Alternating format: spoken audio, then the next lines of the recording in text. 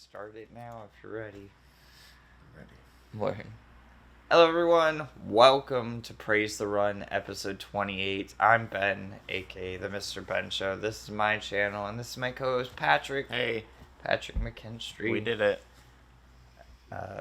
Yeah man, it's been a week and a half, I think.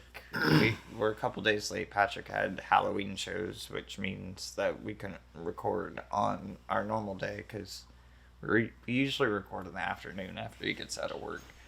But, yeah, how was that? How was your Halloween shows? They were fun. Yeah. Super fun. I wrote a bunch of Halloween material and made people laugh about spooky stuff, monsters and things like that. Yeah.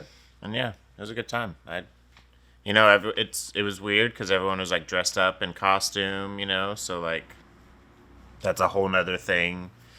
Talking to people as if like they're in character as who they're dressed up as and stuff, which is always silly too. That's weird. You get a lot of like weird characters. One guy in particular was dressed as like one of those old school divers outfits with a big metal head. Yeah. Full commitment. He was in that all night, and that was like a heavy ass Captain head. Cutler from fucking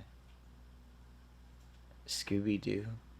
Yeah, right. Yeah. The full attire, and he was in it, and it was like solid. It was like a solid like piece. Yeah, that's insane. Right, it's different. That's too much. Yeah, he did it. He even like opened the little hatch in the front and stuff, so you could like see like a little bit of his face.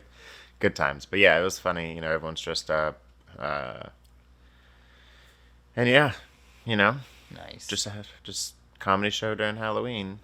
Or, yeah, that sounds like fun. I didn't do anything on Halloween. I worked a little bit, and then I came home and I recorded Costume Quest. Well, we can talk about that in a minute, but yeah, it was a low key Halloween. And when I came home, there wasn't any trick or treaters or anything because it was too late by that point. Yeah. But it was a pretty chill night. I got myself some brownies. Nice. It was cool. That's always solid. Yeah. A lot different of a night. As long as you get a little treat for yourself, that's all that really matters. I don't want candy. I was like, I like some candy, but I wasn't really feeling candy. But I wanted chocolate peanut butter swirl brownies when I saw those. So I grabbed those. Yeah, I had a little bit of candy. I'm not like a huge candy guy. Yeah. But I'll eat like a Kit Kat or an Almond Joy or something. Kit Kats are my weakness. Kit Kats and sour candies, usually like sour gummy worms. I love sour gummy worms. Yeah, I like sour candies, but only like if they come in like individual. Like I feel bad opening like a whole pack of them, and then I eat like two, and I'm like, yeah, I'm done. I'll kill a family-sized bag of gummy worms in a sitting. I'll like fall into a spasm or something. I don't know. The consequences of that would be. It was like the thing of brownies. I ate half of them in a sitting. There was like 16 of them, so I must have ate 8 brownies. Yeah. Yeah, but I was doing that while I was playing Costume Quest. Which is what this is? This is what this is. Okay. Costume Quest is a Double Fine indie game back on the Xbox Live Arcade days. This came out right after Brutal Legend. Brutal Legend with Jack Black cost a lot of money. Yeah. And Double Fine was like, hey, we're not a big studio, so we're going to go back to making small games. So they put out 3 games in a year, and this was the first of those games. And Stacking was another one. I forgot what the third one was. Yeah. But this ended up doing very well. And it's also a really good game. So the idea is that you play as one kid. Each one of your costumes is a RPG class. Okay. So you have a robot, you have your candy, you have Lady Liberty is another costume I get later in this episode, and stuff. And you go house to house and trick or treat. And it can either be a lovely neighbor giving you candy, or it's gonna be a grubbin, which is like a goblin-like character. Okay. And if it's a grubbin, then it goes into a turn-based RPG battle, and your costumes become real in this RPG battle, like how kind of like South Park and the Stick of Truth style. Okay, yeah. But it goes into turn-based battles and stuff, and yeah, it's very basic, but like because it's such a small game and it's very basic RPG turn-based stuff. I mean, there's definitely because it's that niche Halloween thing, like it's like it's a niche Halloween thing, but they go all over the place with it. Like, I mean, the costumes aren't scary, right? They're all like little kid themed stuff. So there's a lot of weird, crazy classes and everything. That's sick. Though. There's a sequel to this game that expands all of that too. Yeah. But this one's definitely very simple, where the second one like gives a whole bunch of lore to the grubbins and all of that stuff. Wow. This is like, no, there's just grubbins and they're taking over houses to steal all the candy in town. Huh. And this witch is the one summoning all the grubbins. The reason why you're concerned about going house to house now and battling all these grubbins, they kidnap your sister. Because as you saw, your sister was it was a giant piece of candy, and their whole mission is stealing all the candy. So they steal away your sister. You got to go find her now. So you go house to house getting candy, and candy in this world is money. So you use that to buy upgrades and like pay people off to get to like certain areas and stuff that. That's so cool. And then there's XP as well. There's XP doesn't do much other than like it gives you more health and gives you more attack power. You don't do anything with like your upgrades, but you get what's called battle stamps. Yeah. And each character can have one battle stamp, and battle stamps are just like basic buffs where more attack power, more health. The one that I'm rocking in this is every single time I have a perfect block, I do a counter attack. Oh, nice. And it's the same amount of damage, if not more, than my regular attack. So it's basically like if I get it right every time, I'm getting 2 attacks in. Yeah, pretty much. That's cool. Which is it's a lot of fun.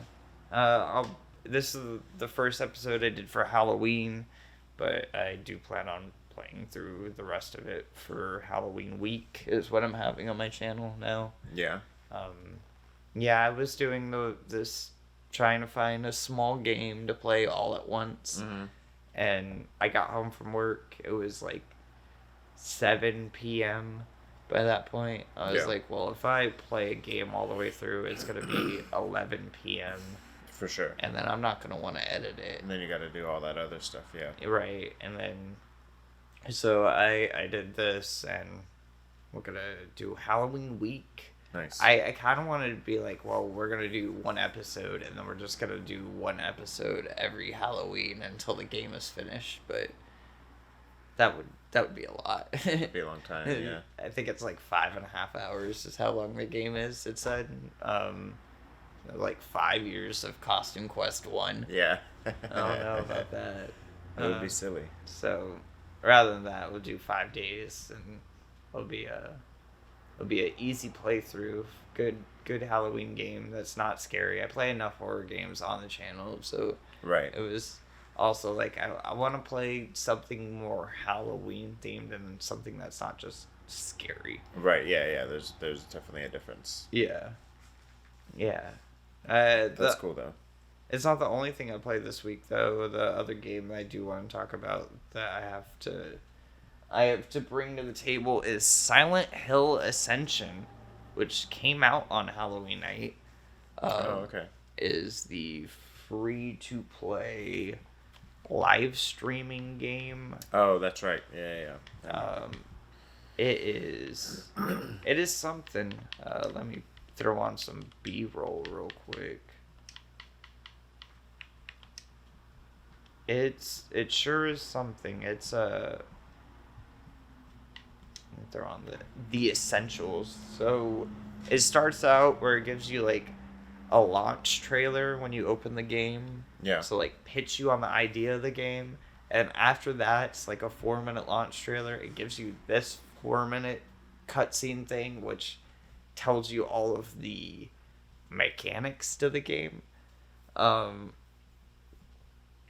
then you get thrown into this menu, and it asks you if you want to buy a battle pass, and it shows you a whole bunch of currencies, and from there it gives you the option to go back and watch these live streamed episodes. So starting from that, live stream episodes, each one of these episodes are about 10 minutes long, and the idea is that every day at 9:30 our time, I think it's 6:30 p.m. On the West Coast, but you watch, or 9 p.m. There we go. You watch these cutscenes and you vote on stuff that's happening in the cutscene. So there's a lot happening right here. Yeah. You have your currency, which is like these, I think it's called boost points or whatever. It's somewhere in this menu. It's gonna say it, but you use that to vote on what's gonna happen. And in the 3 episodes that they launched with, there's only one time to vote, which is the scene that you're seeing now. It's the first episode, and the first couple of minutes you're able to vote. And then there's 2 other episodes that are 10 minutes long that had no voting at all. I didn't watch it live, so it seemed like the pitch was that you were going to be able to vote until the next episode. Yeah. When I was not watching live, I couldn't vote at all. So whatever is happening in the episode, I don't know. You have all of these puzzle things. A lot of these puzzles are locked behind the Battle Pass thing. The Battle Pass is $20. I don't think this is going to be worth $20. I would be surprised if they even go. They said it was going to be 6 months of daily 10-minute live streams of cutscenes or whatever. Yeah. I don't know, man. I don't know if this is going to be here. It seems expensive. Like, because you have to pay for the currency. Right. Right? So, like, how much... Right. The currency is just like any other currency, where it's like Pokemon Go or whatever. Mm-hmm. It's like $1 for a weird amount of coins. Right. And then, you can buy one thing, but to buy that second thing, you got to buy more coins. Because you got some leftover coins left. If there's a way in the game to earn the currency without spending money. So there is. It does give you... You have, like, dailies and stuff. Yeah. And it gives you... Those give you, like, currencies and stuff. And the dailies are catch back on the episode, watch the recap, which I tried to do that. The recaps weren't working. So that's... Just couldn't get that daily done. Yeah. You have the puzzle boxes that it showed. Yeah. Those are all daily things that you can do, and the puzzles change daily as well, and they also have like 2 or 3 different levels for each day. It gets progressively harder as you do more. Let's talk about the cutscenes a little bit, because the puzzle boxes are fine, but that's the majority of the game part of it. The cutscenes are what the pitch was.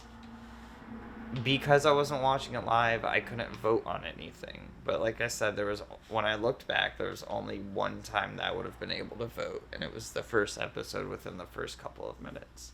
And then it bounces in these 3 episodes between 2 main characters. You have this girl character named Rachel, and she is part of a weird cult thing.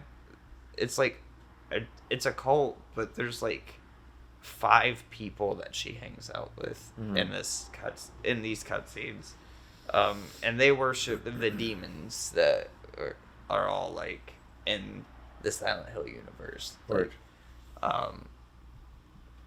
And then the other one is a dad whose wife just died, and he's going through some shit. It seems like there's not a lot behind his backstory. It seems like the focus was more Rachel rather than him this time around. But he's dealing with some shit, and because of his trauma and shit like that, he's going in and out of Silent Hill, like, from reality and stuff. And he seems like his shit's more psychedelic. Okay. The game looks fine, or these cutscenes. I keep calling it a game. It's not a game. It's barely it's barely a choose your own adventure because it doesn't feel like you're choosing anything. Right. I don't know if anybody's things actually mattered. The game looks fine though. The animations and stuff, the way the characters move and talk and stuff, like, it looks good. I think it looks serviceable, especially when you're on a phone playing it. It being on our TV makes it look a little bit more blown up than what it should. Yeah. But it was fine. Where's all of this stuff? Like, I didn't see any of this stuff. When I looked back, it was like, oh, you could have only voted here. And maybe because I didn't buy the season pass. Maybe, like, you can only vote on certain things if you're playing the free-to-play version, and then you can vote on everything else if you're paying for it. I'm not fucking paying for this shit. Yeah, that seems weird. Yeah, I meant to catch last night's episode live, so we had more to talk about it. Yeah. But I forgot. I was editing and stuff, and then I was like, oh shit, it's midnight. I missed that. So I gotta catch up. I do want to stay with it because it's easy just to, like, watch a 10-minute episode of something and throw it on while I'm doing something else. Yeah. And see where it plays out and have something weird to talk about in Silent Hill. But all in all, I don't know if this is not what I want Silent Hill to be. Like, I'm really excited for Silent Hill to return, but this is such a weird, poor, like, I don't know. It seems like it's focusing on the wrong things. Right. Yeah, it's very strange. It's very hard to explain because you kind of just, like, have to go in there and, like, fuck around a little bit, even though there's not much to do. And they're showing everything that there's here to do, and it's really hard to explain even that, where it's like, this is showing you the decisions and stuff. You got your achievements, but, like, you're not really doing much. And who is this character that they keep showing? You can customize a character, but if you're just watching a game... So it says that if you earn enough currency, you can be one of... So everybody can make avatar characters. Right. And your battle pass is giving you, like, emotes for the chat and articles of clothing for this avatar character. This avatar character has nothing to do with the game. Yeah, so that's what I mean. Like, what is... Unless if you pay enough in-game currency to be part of a daily drawing or something like that. I don't know if it's daily. That wouldn't make sense if it was daily. But there's a possibility if you enter this drawing and win that your avatar character can be in the game. And what they say is millions of people will see this. Yeah, but so what? Yeah, exactly. It's not you. It's not you, and you're not doing anything. And right, it's not like showing... I don't know how they would show that, oh, it's me. Are they going to throw my... Are they going to put your thing in the credits, maybe? Right, or is it, like, going to pop on screen? This is character blah, right. blah, blah. Are you, like, a main character? You're, like, in the background of a scene or something? I assume it would just be a background character because there's actual main characters to this. Right. Oh, okay. It's, like, it flows together. It's not, like, a separate story every day. Right. Okay. Right. The credit things are weird too, because, like, there's a couple of characters that only pop up for a couple of seconds. And it gives, like, Greg Miller from Kind of Funny is in this game. And he plays a bartender. It has a shot of going into the bar and then zooming in on his character, and then it's like, Greg Miller, bartender, and then the character that you're following says hi to the bartender. The bartender says, "What can I get you?" And that's the only time you hear the bartender speak. That's crazy. It's like, what the fuck? They could have just did that themselves. It's so strange. That's the weirdest thing. Right, so maybe this bar will, like, be a major part in the later part of the story, but I think it would be funny as fuck if Greg Miller only has one line in this whole 6 months of the game. And they made a big deal Reddit thing for it. Yeah, he did, like, they Kind of Funny had, like, a pre-show sponsored Silent Hill Ascension thing where he was, like, hyping up the game, you know, emceeing the game before it releases and up until the launch. And then, he only had, like, one line in it. Not even, like, just a classic bartender line, too. Yeah. Not even, like, anything. And the character doesn't look like him or anything. He's a bartender with solid white hair. I guess he has glasses. Yeah. Greg Miller has glasses. Sure. He's a white guy with glasses. But the bartender's wearing, like, a black long sleeve and has white hair. He looks like the singer from Dinosaur Jr. So not anything like him, right? Right. And so that's so weird. That's hilarious, though. I love that. It was really weird. But that's all I played this week. Toy Story finished coming out on the channel.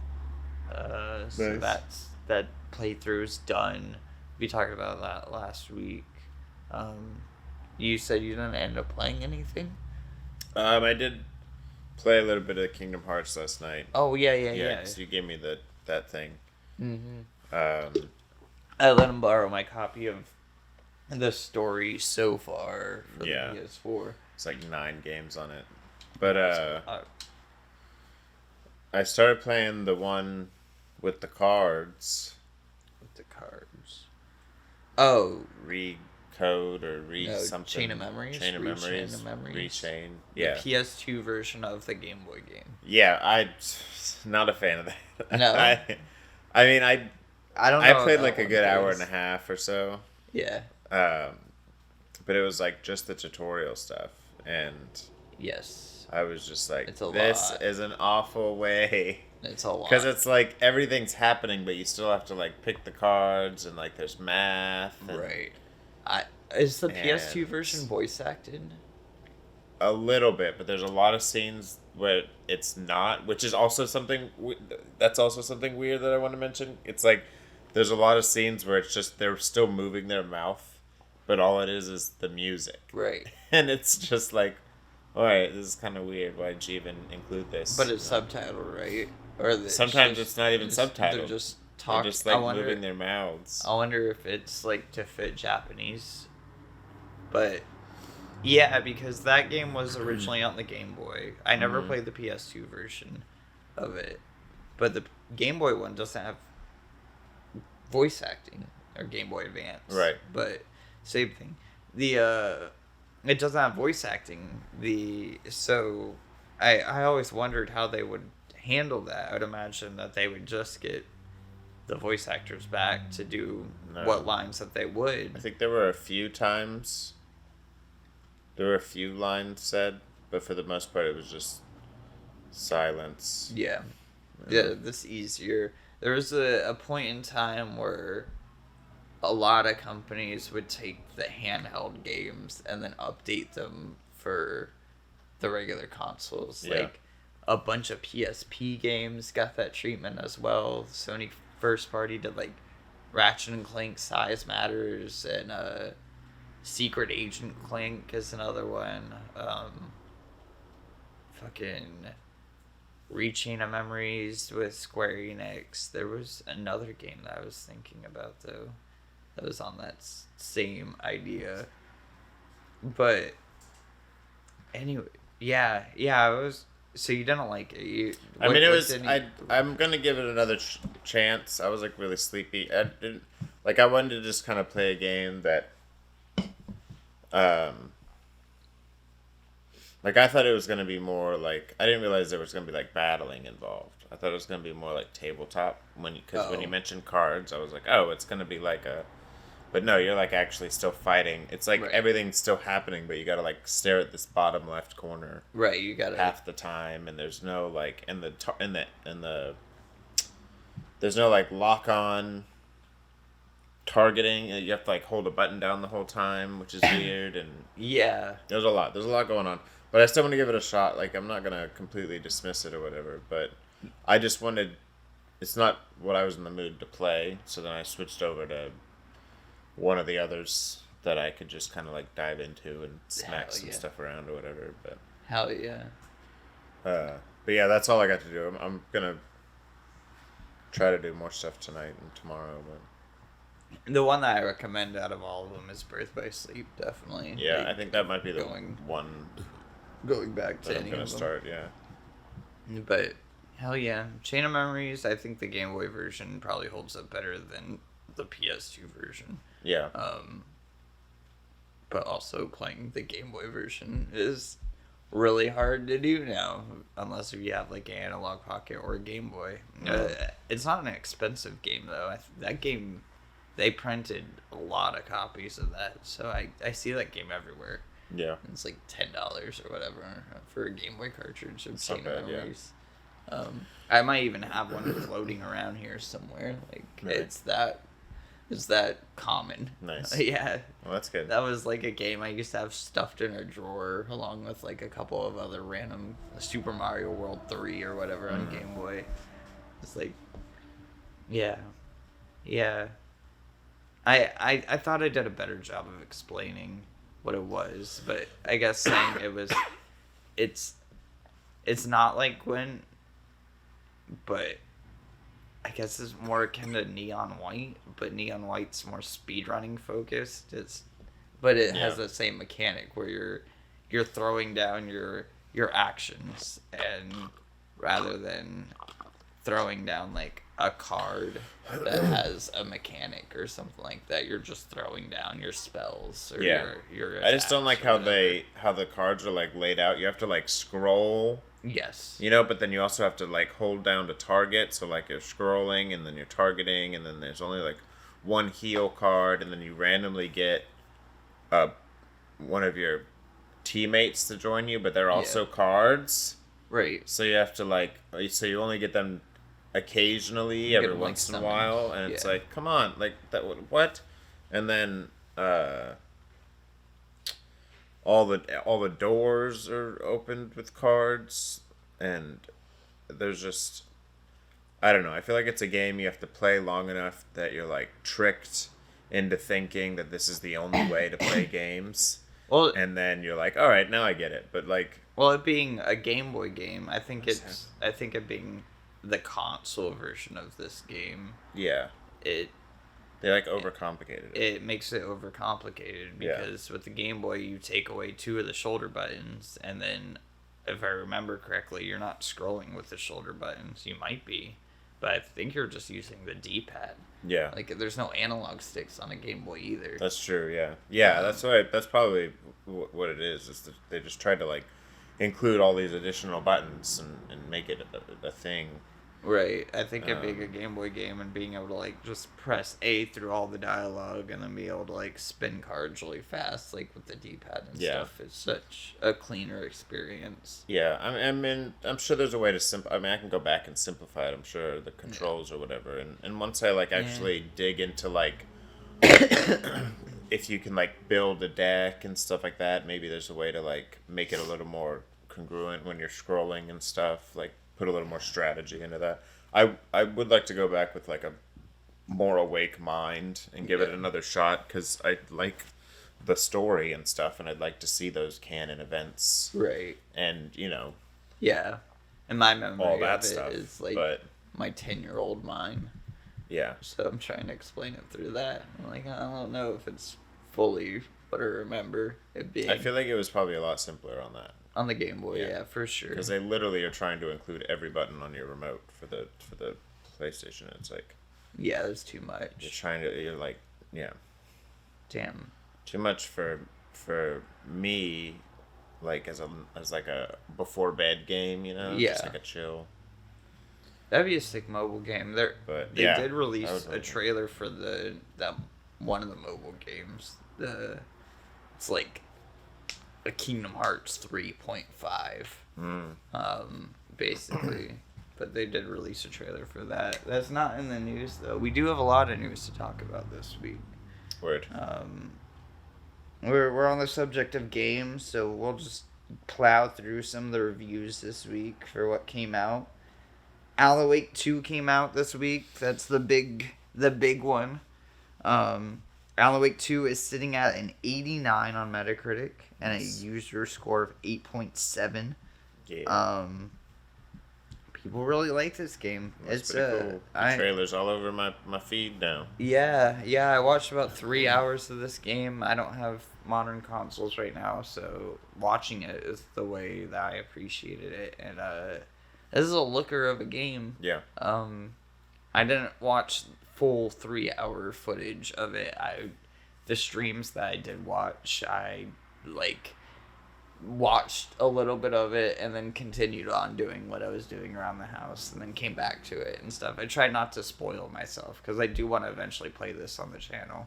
But it's a good looking game, man. It's not the people said this game is really scary. I'll read a review in a second, but the opening few hours aren't scary necessarily. There's a couple of moments, but it's very dreadful. Like there's it feels like everything, there's something lingering over you, even in like horrific.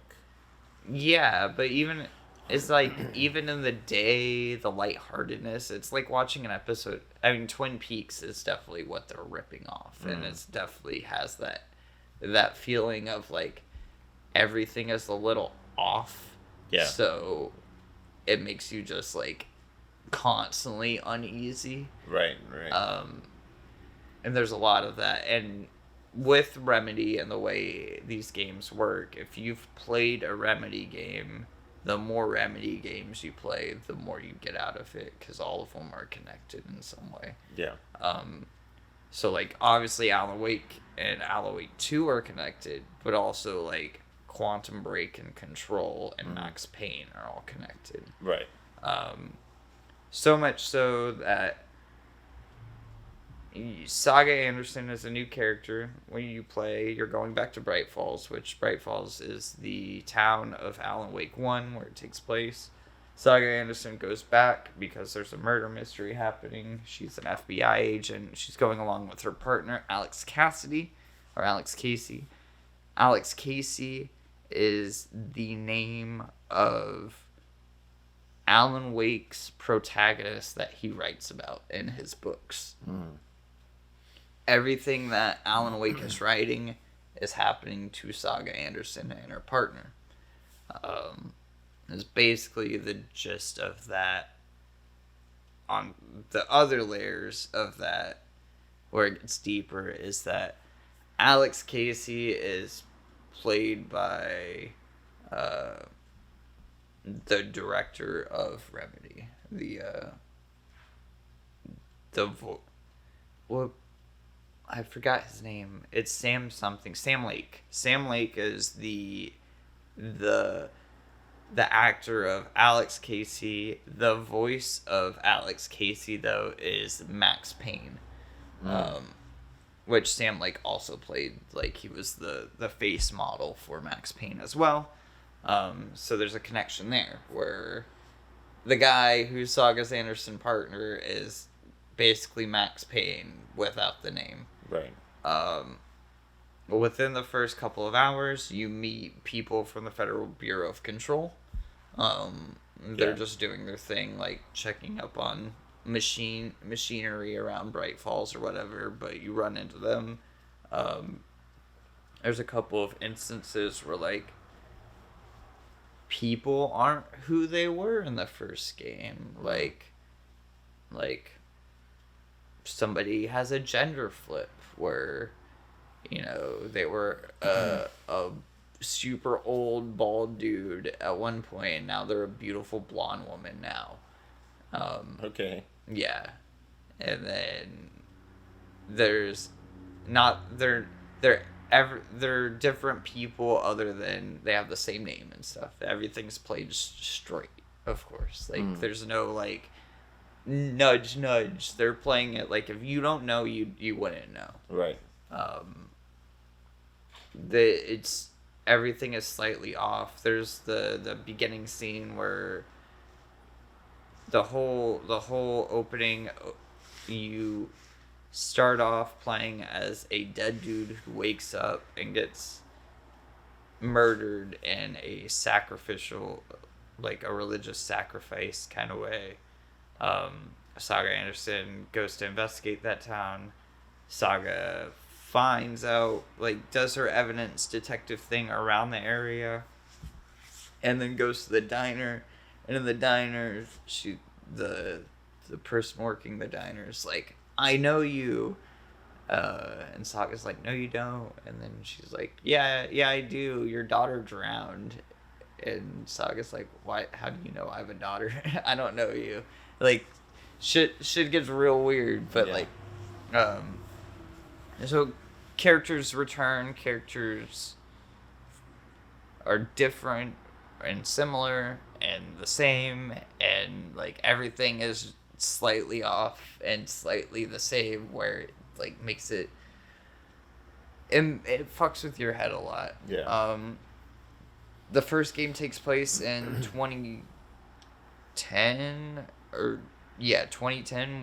when the game was released. This game takes place in 2023. When this game was released, that is canon in the story. Alan Wake has been missing for 13 years. Oh, wow. Yeah, so, like, the time thing plays with it. The way that they fuck with media in this game is really cool. Like, there's live action interstitials, there's fucking fully, like, produced pop songs for every single chapter. Oh, wow. Like, and it's not like, they're not just, like, random pop songs. They're explaining everything that, like, character motivations, like, shit that's happening in this story. Like, they're super in detail about the game. That's cool. But they don't sound like it. Right. It's a very strange game that I'm really excited to play more of, and hearing all the reviews and stuff has been really cool. And read a little bit of IGN's right here. IGN gave it a 9, an amazing. Alan Wake 2 delivers one of the boldest and most brain-bending survival horror storylines this side of Silent Hill 2. Presents it uniformly immaculate art direction, audio design, and reinvigorates the series' signature light-based shooting as though it's been locked and loaded with a fresh pack of energizers. Even though its skill upgrade systems seem a little superfluous, and there are a few repeated cliches in Saga's story that stuck in my craw, I nonetheless found both sides of this twisted tale to be endlessly fascinating, frequently fear-inducing, and consistently surprising. Alan Wake 2 is a superb survival horror sequel that makes the cult classic original seem like more than a rough first draft by comparison. Wow. I guess some backstory there is that they've been trying a long time to get this game made since the first one. It's been like they failed pitching this game to a lot of people. Yeah. And or the first one was developed by Xbox or published by Xbox. The Control is published by 505 Games. Quantum Break is also an Xbox game. Max Payne are Take-Two games. Yeah. And Rockstar. Like, Remedy bounces all over the place with this stuff. Alan Wake 2 is the same way, where they bounced between everyone trying to get this game published. Finally, Epic Games stepped in, and Epic Games loves spending money. We've discussed that. Yeah. Epic Games funded this. I think this was a good one. Yeah. I'm glad they did, because it very much shows that if you got people who are passionate about doing the thing that they want to do, right? Like, I mean, they stuck to it this long just to get it done. Yeah. So. And before watching Alan Wake stuff, I was watching somebody who played Quantum Break, and in the beginning of Quantum Break, they just have the whole storyline of Alan Wake 2 just on a chalkboard. Just wow. On a it's Alan Wake is missing, and then it has a whole bunch of like different verbs and stuff like that. Certain stuff is circled. Like, wow. They've been focusing on this game for a super long time. Even so much so, like how the live action stuff, they always do like live action like TV shows and stuff like that in the middle of stuff. Quantum Break is the one where like you would play a chapter of the game and then watch an episode of a full live action show. But in the game, there's like, you know, live action commercials and stuff that play on TVs and stuff like that. One of them is straight up a commercial for Alan Wake 2, and it's Sam Lake in his FBI outfit and the black smoke and everything like that. Yeah. This is well before Alan Wake. This is, I mean, that's a launch Xbox One game. So that's 2013. Yeah. 10 years ago. Wow. It's crazy. Yeah. That is crazy. Wow. I'm going from the good games to the bad games, because there's a bad game that came out this week alongside Alan Wake 2. Lord of the Rings Return to Moria is sitting at a 58 and an average user score of a 7.2. Which it seems like that's a lot of the verdict of people who are fans of Lord of the Rings and survival games. It seems like this is for them. We're not going to talk much about this, but I'll read a little PC Gamer review. They gave it a 58. Let's see if they got a little section where I can just clip out. Nope. Return to Moria. Don't be a fool of a took and rush into Moria. An authentic and... Why did they write this like that? Don't be a fool of a took and rush into Moria. An authentic and authentically grueling game. Don't be a fool of a took and rush into Moria. That's not I feel a like sentence. that's an insider type of joke, because a took is something. Yeah, but an authentic and authentically grueling game. Yeah, no, it's not. That's super redundant. Yeah. It seems like this game just has a bunch of performance issues and stuff like that, and then on top of it being a game that's like would have been a 7, that those performance issues just like took it down. Right. But like we heard about this game a few weeks ago, and we're like, why is this game coming out now right after a Golem? And then it just came out of nowhere. When we were discussing it, I don't even think it was coming out anytime soon. It was just like, why are they doing this? It's It's a kind of, I mean, it's an interesting concept or whatever, but it seems like very linear and we didn't talk unnecessary, I guess. Yeah, the concept is that it's Valheim, but with Lord of the Rings dwarves, and you're like mining for shit, and the mines You're like expanding your buried ancient underground tunnels and mines that existed before or whatever. Right. You're like, it looks like you're renovating and you know, redigging, but as you like get further, you know, things open up and stuff. And then you can go above ground and stuff like that. But yeah, it's like a cool idea, but yeah, I don't know. I but not like. I mean, the bosses looked kind of cool. We were both talking about how the bosses had like a cool. Right. So there's like you have like dodge rolls and stuff like that, and parry mechanics and stuff like you would a Souls game. But like, it's procedural, so I don't know how much of that there's in there, or like how much of that is like randomized and stuff. Right. How much is that? It's guaranteed. Yeah. Or is it like too much? You know. But it seems cool. It just seems like the performance issues have gotten in the way of something that people actually might have a good time playing. Yeah, I feel like this would be really fun with friends, though. Yeah, I mean, it's 4-player co-op. Yeah. And it doesn't seem like everyone's having these performance issues. It seems like a lot of high-end PCs are having a lot of performance issues with games trying to keep up with, like, old graphics cards nowadays. There's something else that came out. Oh, City Skylines 2. Right. The teeth, yeah. I don't remember if we talked about that last week or not, but City Skylines 2 is also having a lot of performance issues, and it looks like it's with the higher-end cards versus the lower-end cards. Well, Alan Wake 2, on the other hand, they were like, hey, we're just not supporting lower-end cards anymore. Like, you gotta, like, beef up your shit because it's not gonna work. Nice. Which, good on them for getting ahead of that. I know it sucks, you know, if you have a 20 series or whatever, and you're like, I want to play Alan Wake 2, but, like, watching that game, it makes sense why that's not running on 20 series cards, you know? Yeah. Like, there's no way. There's not the only... Yeah, I mean, someone has to step in and make the change. Yeah. That's not the only... game that came out that seemed to be disappointing. There's a collection that came out, and people seem to be like, on it.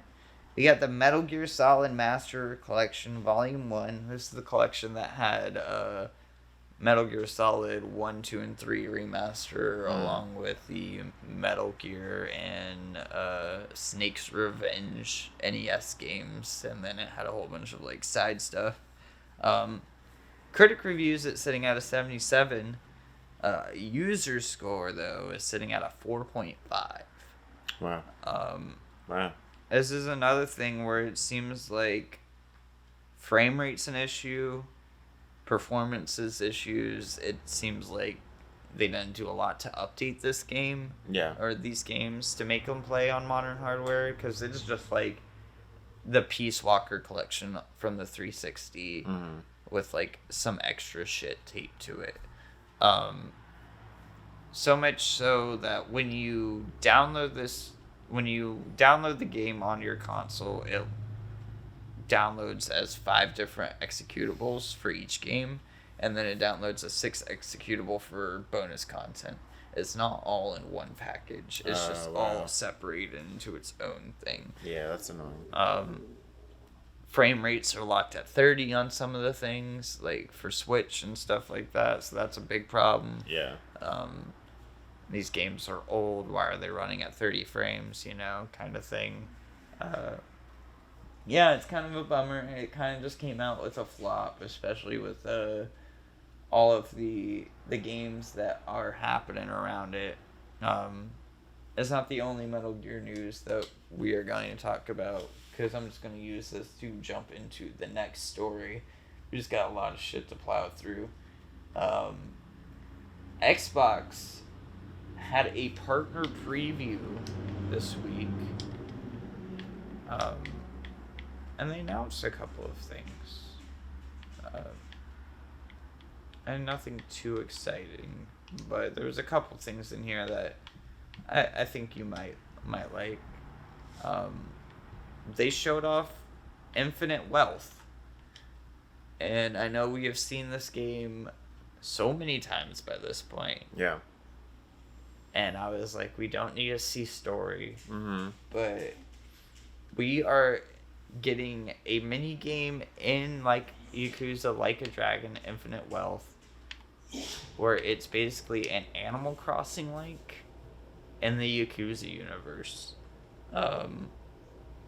I'm gonna go through and read this article from IGN about the whole partner preview in the middle of this and have you react to it. But this is from Adam Bankhurst from IGN.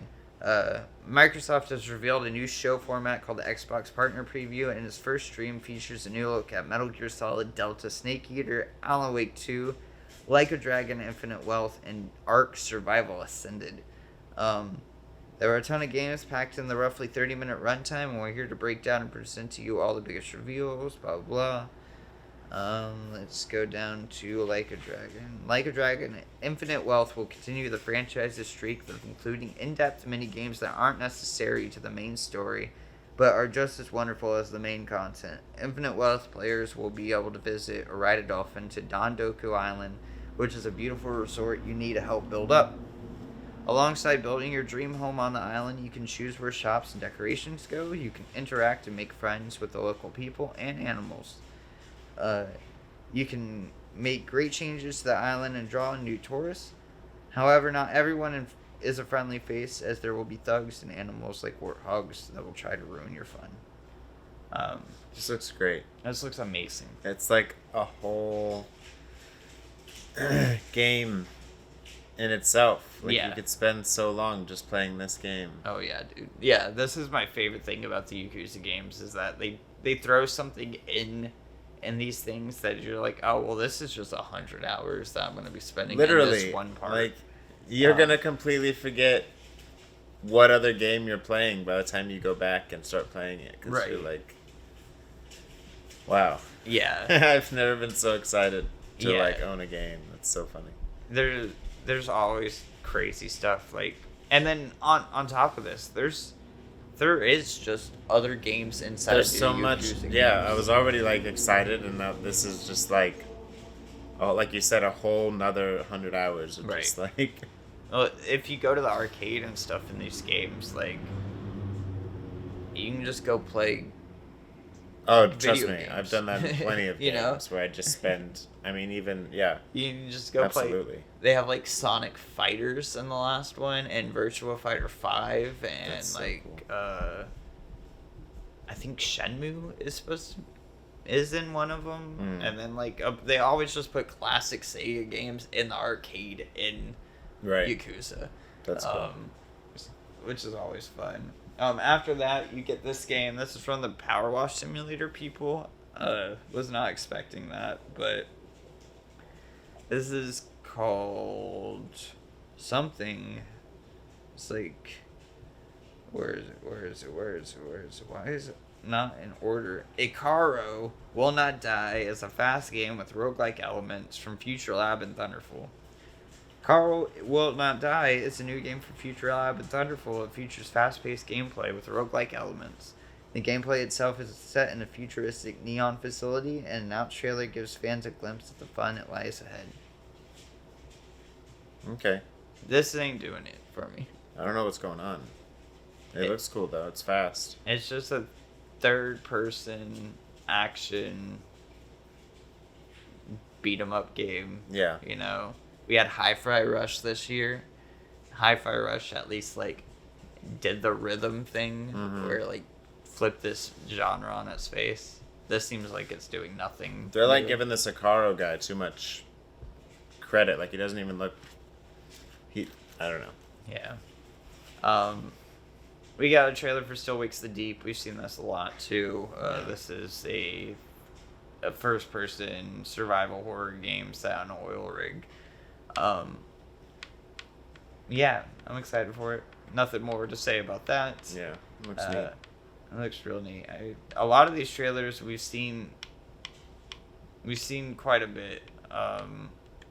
Is this the Metal Gear Solid one? No, this is RoboCop. So RoboCop comes out next week. We'll talk about RoboCop soon. But RoboCop looks real cool. We got a trailer for this game, Dungeons of Hinterberg, which we saw at the last Xbox event. These trailers are really bad, dude. Yeah. Like, straight up, like, this whole partner preview stuff, like, we're not listening to, like, the audio right now and stuff, but, like, the pacing is off and shit. And it started really bothering me with this trailer, because we see this shot with a tornado, like, 16 times. Her going up this little cliff right here. I swear to God, we see it multiple times in this trailer, and I was like, what the fuck? Am I going crazy? But this is where the partner preview thing started losing me of like, okay, yeah, see, we just saw it again. Yeah, this game looks like it could be fine. It's just a shame that it's just edited really poorly, and the audio is like super boring, and is a really long trailer. But it's just another third-person action game with RPG elements and stuff. It says unlock photo mode and stuff like that, so I guess these people are like giving you special perks and stuff. But I don't know. It seems like it might be okay. There's like a hoverboard thing that you saw in the first trailer a couple of showcases ago. This is Spirit of the North 2. It is a fox game. You play as a fox and you just walk through areas, and those areas are bad. The first one didn't review very well. I don't think this one will review very well as well, but I like foxes, so it could be fun. I just feel like, you get like 3 hours of this and you might have a good game. You get like 7 or 8 hours in this. Yeah, I think it gets a little long in the tooth, Yeah. And this is easily a game I could see that being way too long. It didn't even seem like there were any puzzles or anything. No. We didn't see any gameplay or anything. There's no date on it, of course, but That's very strange. Just a fox walking, a mystical fox walking simulator. Right. With a cool crow friend that's also kind of blue. Right. That's neat. This is like game news after, but one of the things that pissed me off in this showcase, they do the thing where they're like, here's what you just watched. You remember these things? Oh, right. Yeah. I hope you know that this was a new game. And I saw people flip-flop on this. I don't like it. It definitely broke up the pace of this whole thing, and the pacing was already really bad. Yeah. Them stopping the showcase to be like, hey, you remember the thing you just saw? Yeah, it's not like it was that long. And they could have just did it at the very end with all of it. Right. This is gonna be me being a lot of negative. This is the first look at Metal Gear Solid Delta gameplay trailer. Fidelity wise, I think it looks great. This is definitely straight up Metal Gear Solid 3. It looks like Metal Gear Solid 3 but better. On the other hand, I think it looks bad. Yeah. I think it looks bad for a remake. I think it looks poor is a better word for it. This looks like a 360 game. Like, this looks straight up like we got Metal Gear Solid 3 on the collection or whatever, Snake Eater's on there. It looks almost the same to me. These CG shots look great. Yeah. But then you get to this where like you get chunky sand flying through.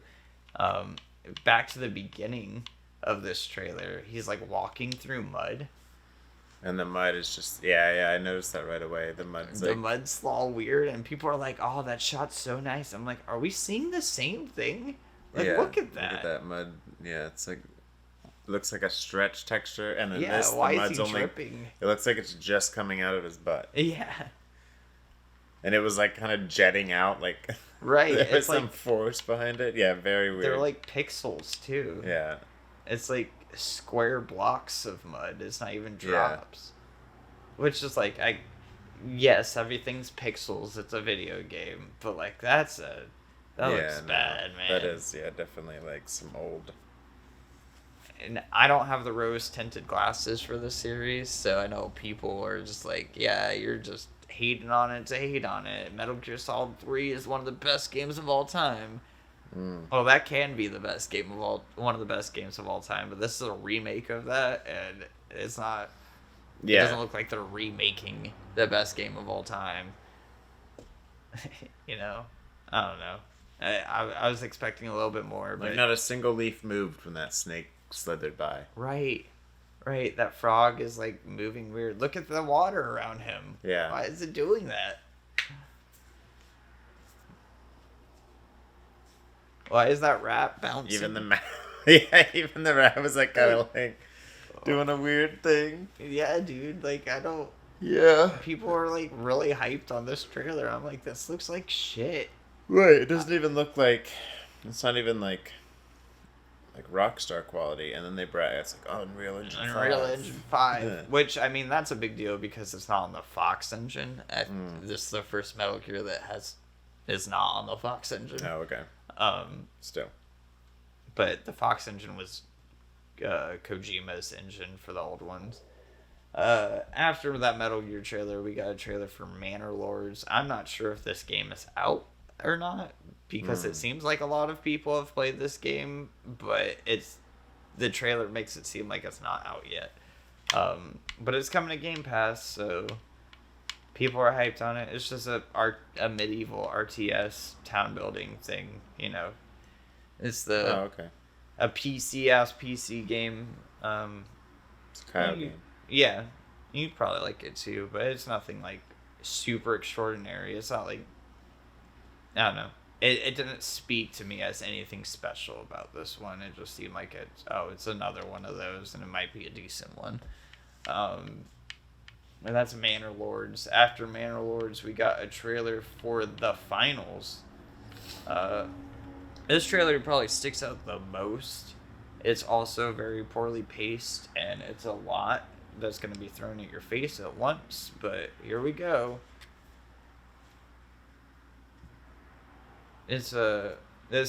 We've seen this game a few times. It's 3-on-3 parties. It's a battle royale, extraction shooter, hero shooter, blend mix of everything.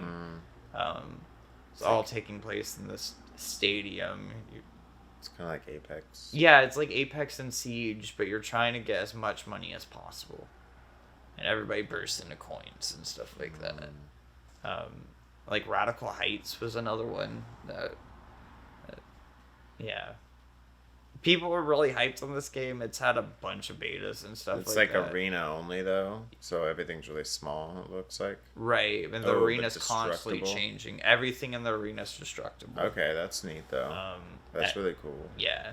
Everything... It's probably going to be some, like, hacky BS meta shit that's going to ruin it, though. Oh, yeah.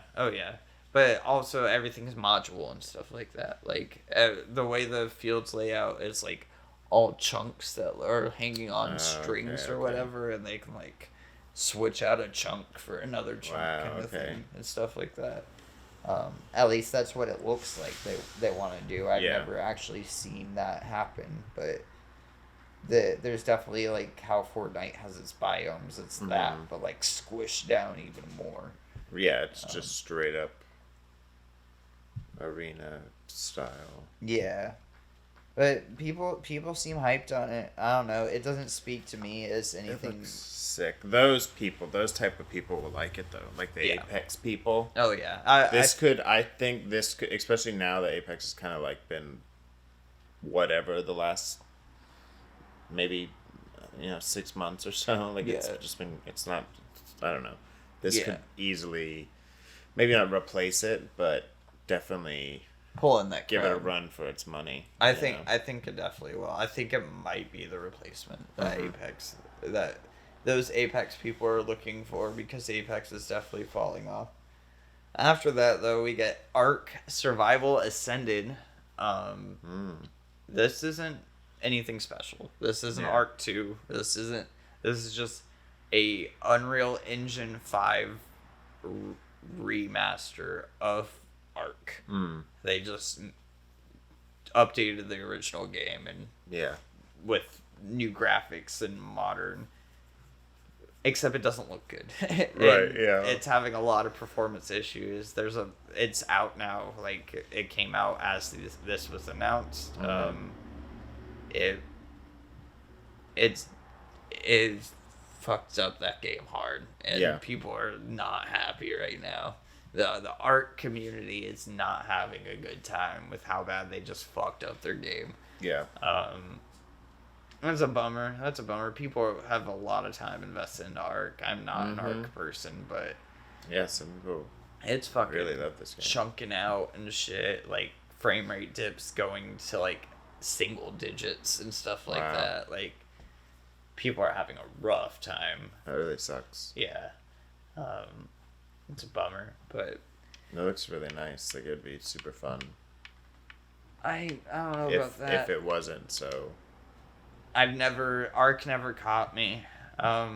Last they ended on Alan Wake 2. Oh, the trailer, the launch trailer. This has a lot of, and not spoilers, but there's a lot of shit in here that I don't really want to go through again. But they showed some gameplay and stuff. It's a really pretty game. Yeah. It's God, I want to play it so badly, dude.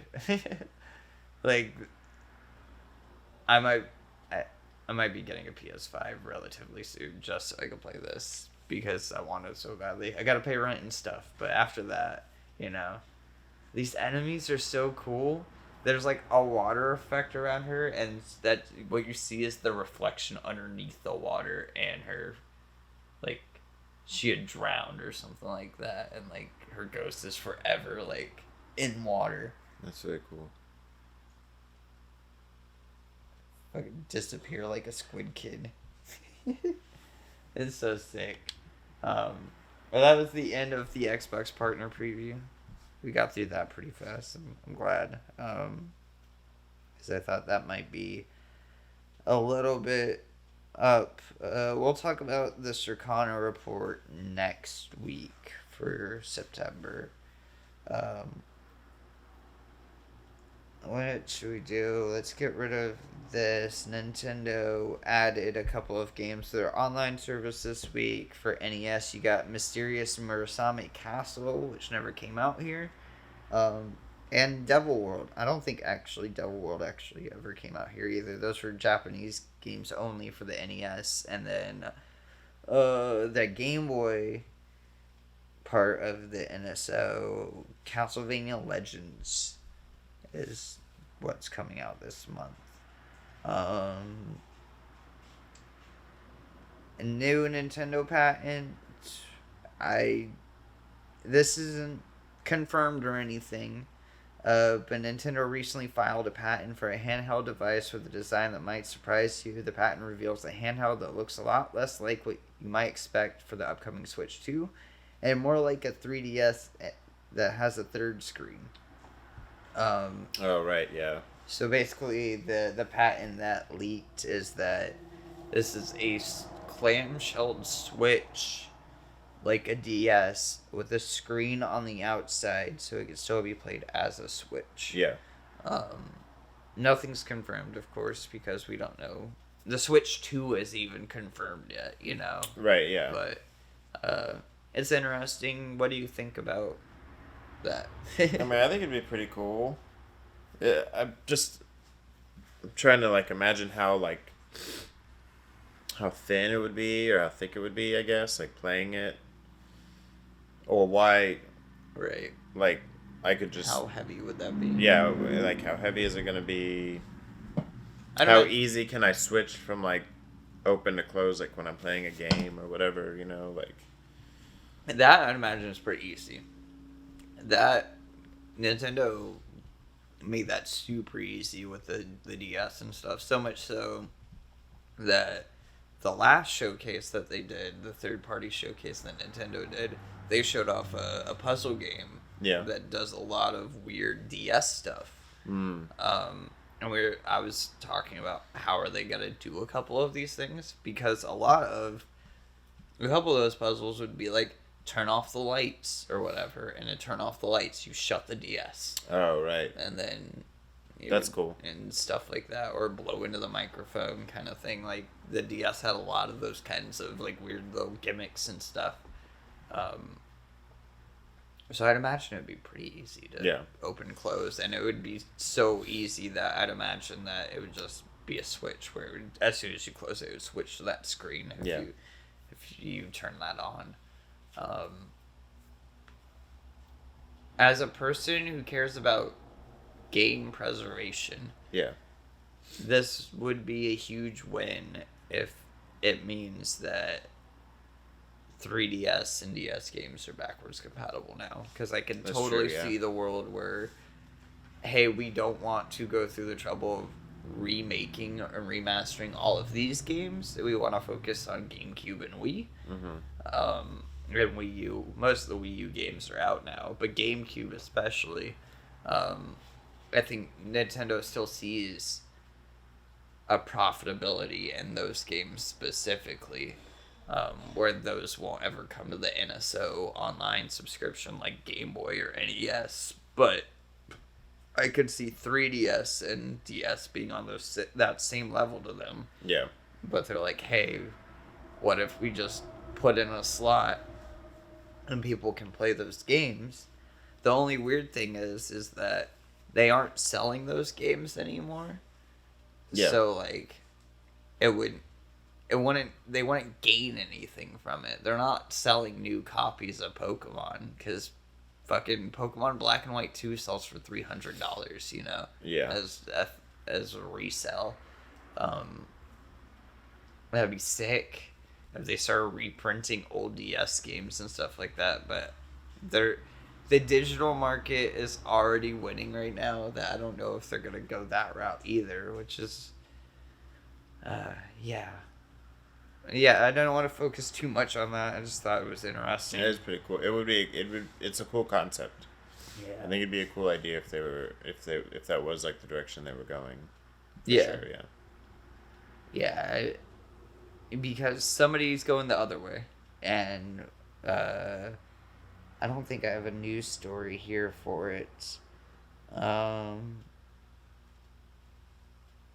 No, I don't. But it was just announced that the disk drive for the Sony PlayStation 5 needs an internet connection to pair with the console. It only needs to do it once, but in order to have your disk drive work for the new modular disk drive, the new modular PS5, it needs to have an internet connection to pair the devices together. The reason why that's scary is if those servers ever shut down, then so does the ability to pair those devices together. Right. Thankfully, we are several years into the development of these systems where there are plenty of consoles out now that have disk drives already built in, and you don't need an internet connection to run that disk drive into the console. Right. But going forward, this new model of PlayStation will be replacing the current SKUs as they sell out. Which is weird. It's super weird. But they're doing it so they can make more money, because the discless version, as we talked about last week, is $50 more expensive. Right. And then if you want a disk drive later, it will be an additional $80. Right. So it's something like that. I don't know if it's like, so they're trying to avoid... I'd imagine it's piracy related, but I don't see how that would even... Because the way that the the disk drive sits into the console, it's proprietary. It's not like a USB plug-in thing. Right. It's like a fucking... It has clips that stick into the console itself, and like, you know, it's like part of the paneling. Right. It's very strange. It's weird that it does do that and it fits so nicely, but it doesn't have a plug instead of the Wi-Fi connection. Right. I mean, it has some reader on it, but like, I don't know. I think it's even weirder that in an age where we're trying to focus on preserving all these games and stuff like that, that they just, if you're gonna pair a device and have it connect to the internet, just make it fucking backwards compatible at this point. Yeah, like, at least. Why isn't it? If you're gonna make me pay extra money to put the disc drive into my PlayStation, like, you know, why make it read CDs, make it read DVDs and Blu-rays, like, right? Just do all of that work because we know you can't. Yeah. Like the PS3 fucking did that shit. Yeah.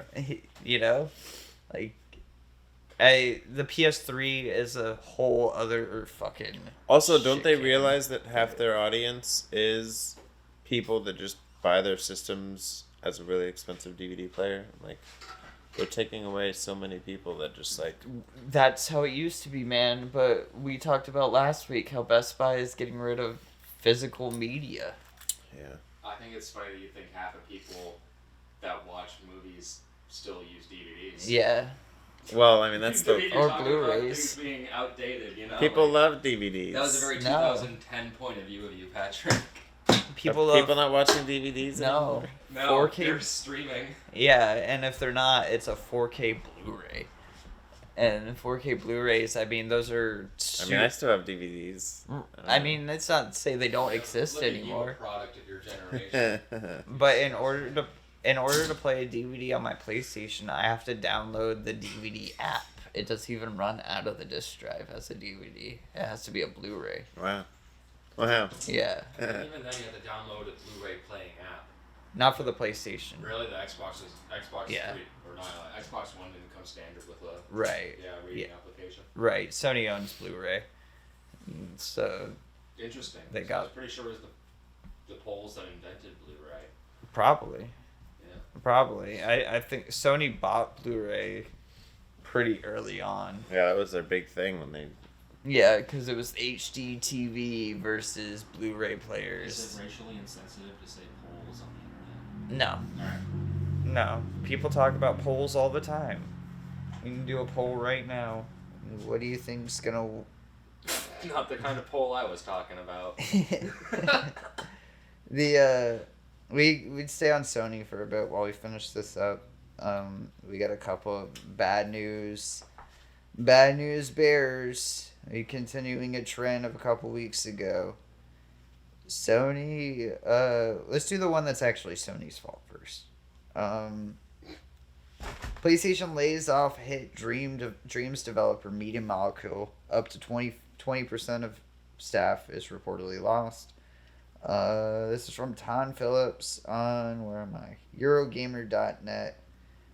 Dreams developer Media Molecule has now confirmed the layoffs of the studio, reported earlier today.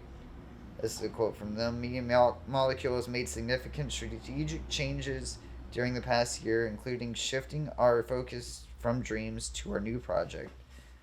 We have made the difficult decision to begin the consultation process for team members within certain departments of the studio.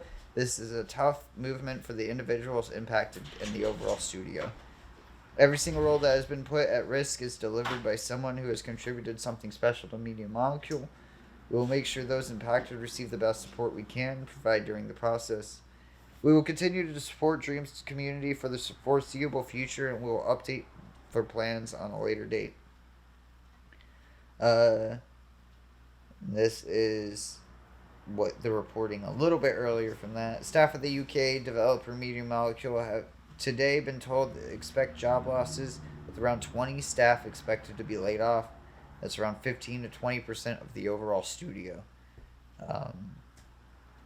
Yeah, It's a bummer.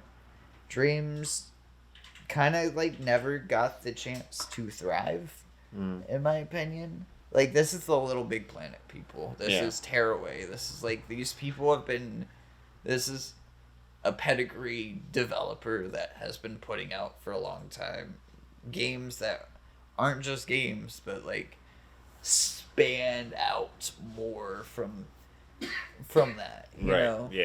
Their creator tools, their stuff. And I think that's kind of like what bit dreams in the foot is, the creative tools aspect. Because like the game came out in beta, and it was in beta for like a year or so.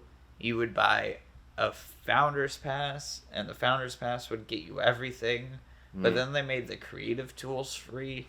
So the tools to make stuff was free, but you couldn't like download assets or play other people's games being made. So there was that whole confusing aspect. It never went on PlayStation Plus. It should have been a day one PlayStation Plus like gold game. Like, definitely. Getting people in as soon as possible. They didn't do that up until like last month. And last month we talked about, they announced that they aren't supporting the game anymore. Right. And they're like, and we're done updating it. We're gonna do like small server support, but we're not doing any updates anymore. Well, of course they're not, because they're laying off 20% of their studio. Right, that was like the big bullet. Kind of like the whisper beforehand. So. Right.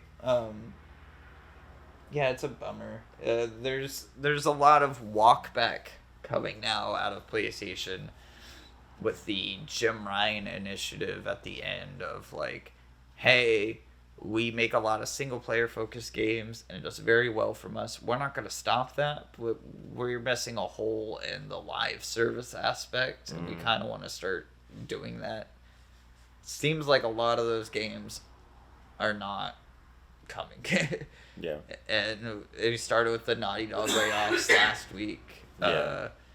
With that stuff, and Bungie being like, this isn't a game that you should be working on because we have no way to monetize this. Like, how are you going to monetize a Last of Us live action game or whatever, live role playing game?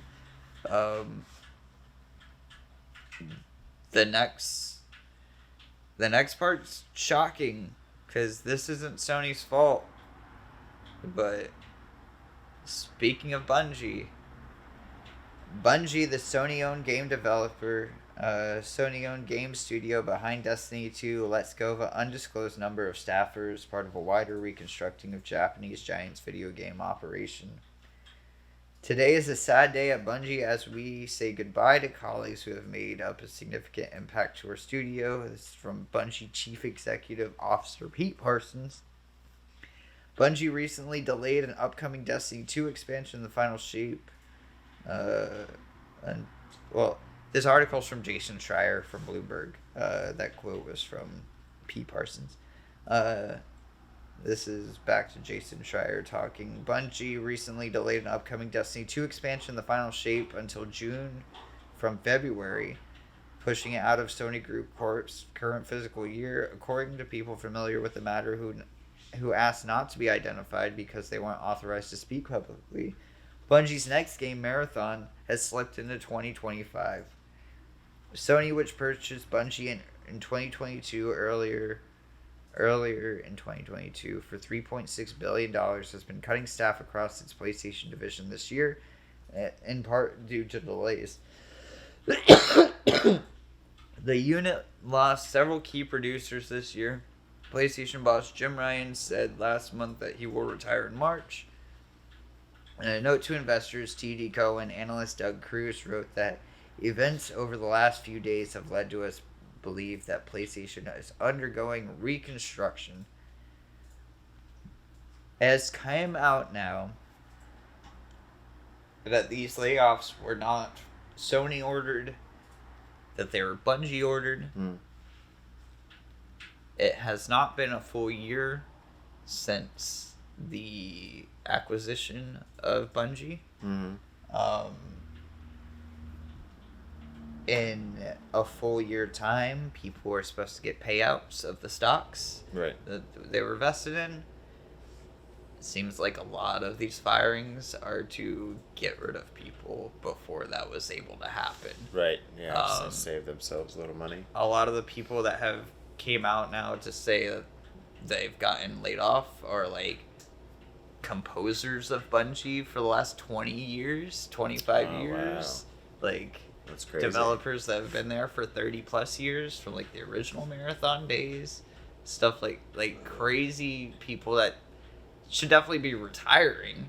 Right. But we're definitely waiting for this moment to retire. Some sort of tenure package or something. Right. And it seems like they might be getting like severance and shit, but like the severance from what came out is like they have health insurance until the 1st of November. Like, kind of shit. So yesterday. Yeah. Yeah, dude. That's nuts. Yeah, imagine being in a company for 30 plus years. You have,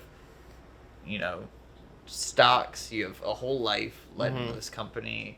You're about to retire. Yeah, especially a company like that where it's like you're putting your passion into it. Right. Right, yeah. I mean, it's not just like one game at this point. Mm-hmm. You stayed with the company through all of Marathon, all of Halo, and now all of Destiny. Yeah, your name could like be in the credits and shit. Yeah, not just credits, but like the beginning. Right. Head producers got laid off. Yeah, right. Yeah, that's crazy.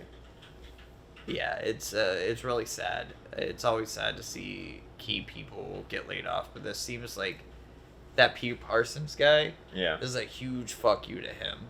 Like, fuck that dude, because this is his fault. Right. That dude laid off these people because all of those stocks that were supposed to be paid out are going back to Bungie, are going back to Sony, yep. That's what's going to be paying for Marathon, right. Presumably, is all of this money that they're supposed to get back. But I mean, Destiny has been hemorrhaging audiences. It has been hemorrhaging audience members for a very long time. Mm-hmm. The last couple of expansions have not been well received. Yeah. And then now they're delaying their final story arc expansion for Destiny 2. Like, they have all of this build up for this final expansion. They're delaying it, and then they're also delaying their big game on top of their next big game. Yeah. On top of it. I don't know where Bungie's gonna be in the next year or so. It's a very interesting place, especially with them being owned by Sony now. Like, I mean, they're gonna have a roof over their head for a bit, but how many people are gonna be left under that roof? I have no clue. Right. Especially if they're firing people themselves. If that's not Sony coming down and being like, "You're not making us enough money," that's like, what the fuck? Yeah, why are they doing the yeah, they're like cutting themselves. Yeah. What the fuck? When they're totally fine.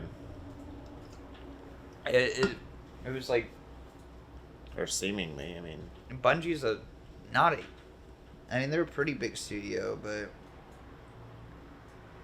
how many people work for Bungie? 1,100 people. Bungie fires how many people? 100 people just got laid off. Wow. So 100 people. Not just 100 people in one department.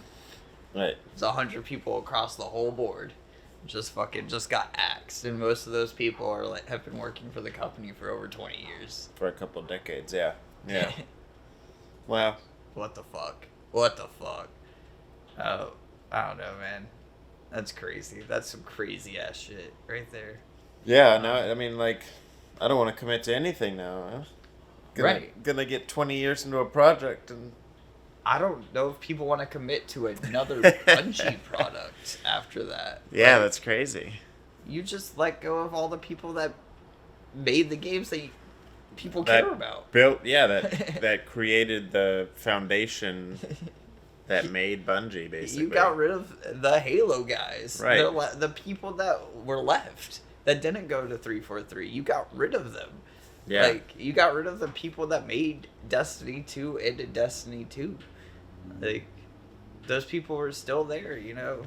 That's insane. That's crazy talk. Like, what the fuck, Bungie? What the fuck? 100 people. It's now 10% of their staff. Yeah. I was going to say, yeah, it's literally, yeah.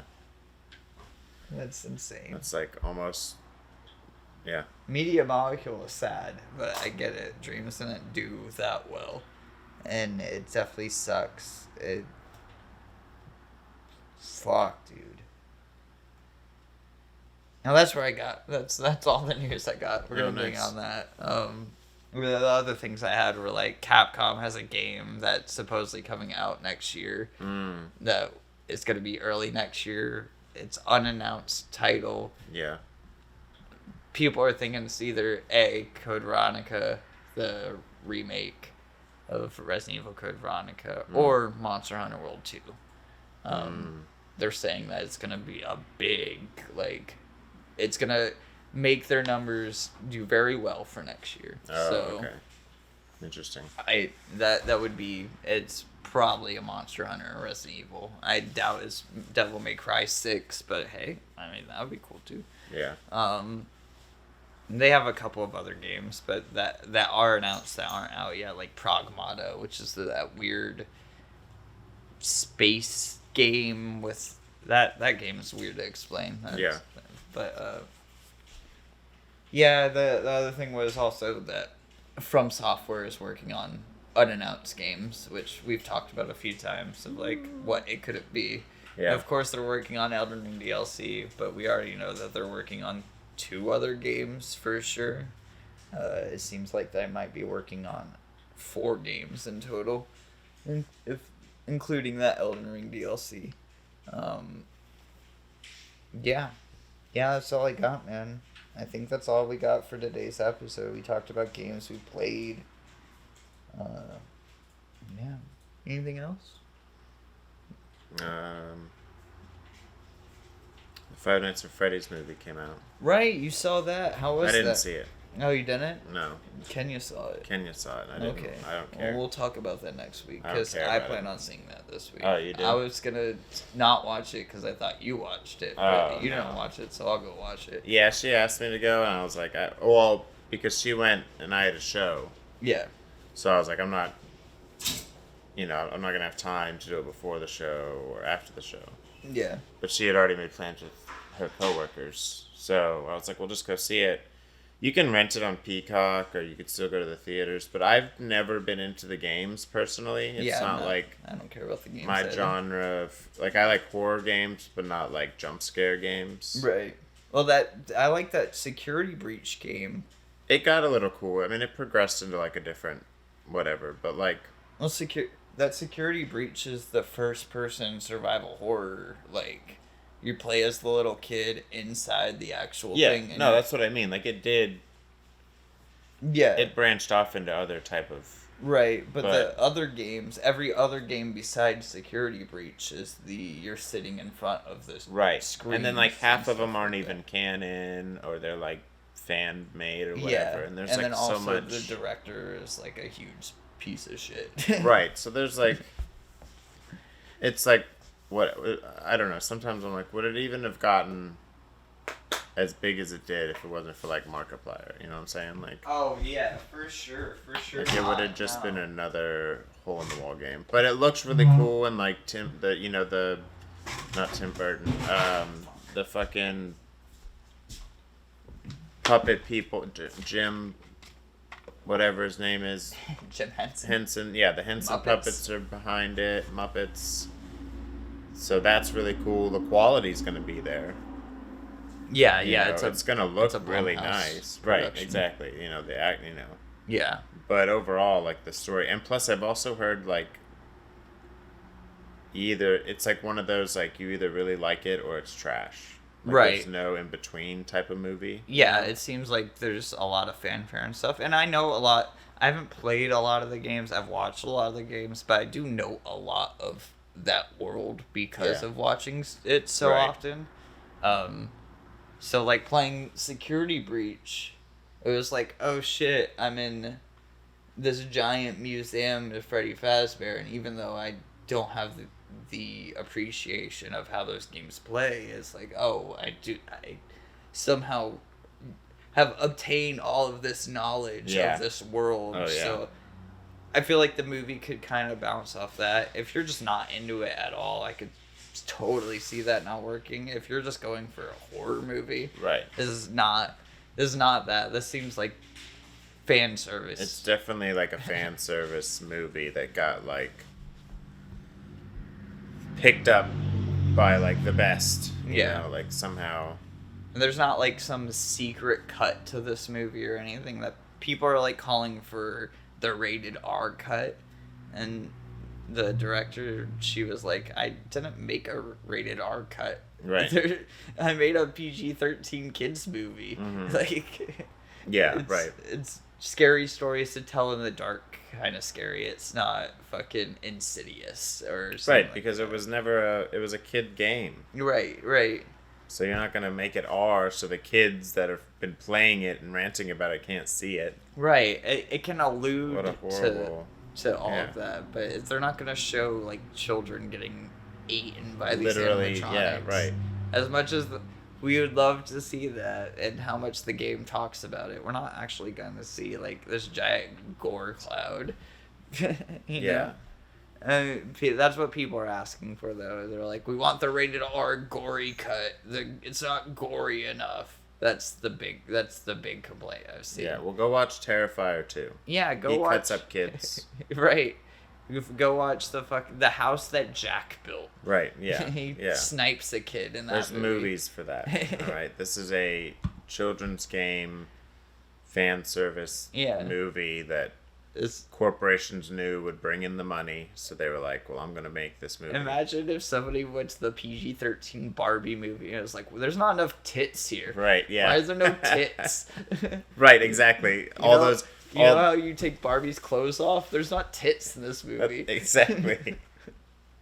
I didn't see a single nipple in this movie. Like I see on all my dolls that I've played with. Yeah, like what the fuck? Of course you're not going to see a bunch of I only came to see Barbie movie to finally see what Ken's penis looks like, and you ruined it. Yeah. Give me the R-rated Barbie. I came to the Freddy Fazbear movie to watch him disembowel some child. I really just wanted to see him rip a kid's head off like the top of a Kool-Aid thing. Like, I don't... What are you doing? It's a kid's movie. Yeah. It's horror with animatronics. It's horror light. Right. You know? Yeah. It's the whole soundtrack is like dubstep. It's not right. You're not supposed to be that scared, you know? You're supposed to kind of have a good time while you're doing it. Yeah. Which is what I expect. Like, I expect I'll have a decent time. The only reason why I didn't see it, other than I was working, is because I thought you saw it. I was like, well, Patrick's got that covered then. If I wasn't already on a show, I would have went and saw it. There was kind of like miscommunication on our schedules. Yeah. But now that she's seen it, she'll watch it 100 times probably. She loves that stuff. But but if you are gonna go see it, she's been trying to already watch it again. So chances are I probably will. But now that I know you're gonna go see it, won't discourage it. I'll be like, sure. Yeah, I'll try to go catch it. The movie theater around here. I just didn't want it to be like, I don't mind going to the theaters, but I didn't want it to be one of the horror movies I watched during Halloween. You know, like at home, I would go. That's different because like there's so many like really horrific ones that are already on my list, way ahead of that. You know, for sure. And I'm like, I'm not gonna sacrifice my movie time for Freddy Fazbear. There's just not a lot of in the movie theaters. There's not a lot of horror. Horror wasn't huge, for movies. Yeah, I mean, Terrifier 3 is a Christmas movie this year, so that's. Oh really? That's what I'm waiting on. Yeah. There was a huge leak. The Christmas flyer got put out or whatever. He's like standing in front of a tree, and there's like faces on the tree and shit. So yeah, I'm super stoked for that. But but that's Christmas. So Thanksgiving. Thanksgiving, right? Looks That's coming super soon. nice. That's coming soon. Kind of like a Strangers meets. What's that? Apocalypse? No. Apocalypse? Maybe? No. Purge, like Strangers okay, meets the Purge kind of looking thing. Okay, yeah. I did see a few trailers for Thanksgiving. That does look interesting. For some reason, I thought they were. Oh, The Exorcist is what came out for Halloween this year. That movie's really bad. Oh, with the two girls. Yeah. Oh, that's upsetting. I thought that was gonna be like extra creepy. Yeah, I thought that trailer was real strong. Made it, yeah. I'm a real big Exorcist fan. Yeah. I thought it was like. It was getting like 3. Because it was better. That trailer to me was better than the trailers for the new Evil Dead. Yeah, dude. And that one ended up, I think, being pretty good. I haven't seen that. That one I gotta either. see. Me too. That's next on my list because we actually watched the Evil Dead 2 recently. And speaking of Evil Dead, So I actually in the thing. I picked up fucking water bottles. I picked up Evil Dead Regeneration on the original Xbox this week. This was gonna be the Halloween game, but it's like 9 hours long, so I didn't do that. I didn't realize how beat up the case was when I bought it because it was behind glass. So I was just like, I want that. It's complete. Yeah, I'll take it. And then he handed it to me. I walked out the store, and then I got in the car, and I was like, shit, I should have asked for a new case because this thing is beat the fuck up. But yeah, Evil Dead Regeneration. It's like the 3rd game that they made in the Evil Dead. That's so funny. I don't think any of the Evil Dead games like connect to each other. They're kind of like what ifs in between the movies. Like, this is a what if in between Evil Dead 2 and Army of the Dead. And it's just a third person action game from that era, like a Dante's Inferno or whatever, but you play as Ash from the Evil Dead. With your shotgun and your chainsaw arm and stuff. That's really cool.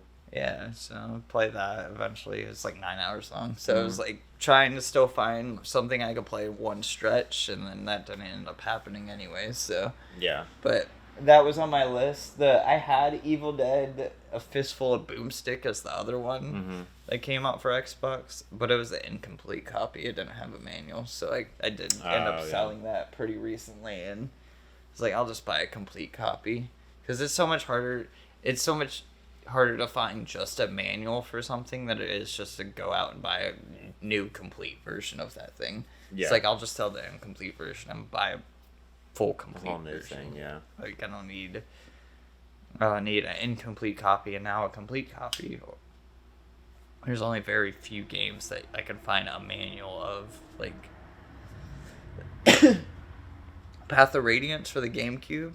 And we're going way off topic, but I think I must have resold the manual for that for like $120 or something. That's an expensive ass game. That's crazy. And working at GameStop and stuff like that, you just run into weird shit. And then some kid dropped off a giant bag of manuals at the GameStop I worked at. No way. That's crazy. He was like, I was like, I can't take these. He was like, well, you can at least put them to games that they belong, I guess, or whatever. And I need to get rid of them. But you could take them. Yeah, so I took them because I hoard video game shit. And just flipping even like non-expensive ones for a couple bucks. I mean, people are always looking for those. Right. To complete, like you, to complete their cases. Right. It's very rare that I buy a game that's incomplete. There's only a very select few games that... Or if I want to play something right then and there for the channel, like I might make that exception. A Fistful of Boomstick was one of those exceptions where I was like, okay, this is rare enough where I haven't seen this in the wild enough where I'm gonna buy this now and then hopefully find maybe a complete copy, and then it may be forever till you see another just loose one. Yeah. Right. But yeah, Path of Radiance, I ended up reselling that manual for a lot of money. That's and crazy, it was just in the giant box of or bag of manuals that this kid had. I was like, I don't have Path of Radiance, so I don't need it. Right. I Yeah. mean, it's cool. It's really expensive, but like, I'd rather put it in the case that it belongs to. But I think that game, I'm gonna look that up right now. How much is Path of Radiance complete? Fire Emblem Path of Radiance. Price. Boop.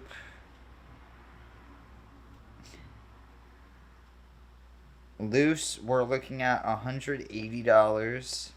Complete, we're looking at $220 now. Wow. Okay, so it's not as bad. The manual by itself is going for $73. Nice. So you sold it when it was hot. Yeah. Yeah, it would have been like 2020. So the peak pandemic time. Everybody's flipping shit. Yeah. Got a good story in there. That's a fun story to end it on. That's rather good, than fucking layoffs and shit. Right? Yeah, dude. I think next week's episode is going to be pretty laid back. We'll see what happens over the next couple of days. Yeah, unless they just keep firing more people. Yeah, I mean, it'll be I'll tell you. a shorter amount of time, because we're late this week. So That's true. We got a couple days off from the week, so hopefully nothing bad happens, but we'll see. I don't know, man. So shit's not looking great in some cases, but also this is the most money the video game industry's ever made in a single year, so yeah, I don't know. Everything's topsy-turvy. Yeah, that's a wrap. That's a podcast. It's Praise the Run, episode 28. I've been MrBenShow. This has been Patrick. Me. It's been fun, guys. It's been real. Peace out, Cub Scouts. See ya. Bye.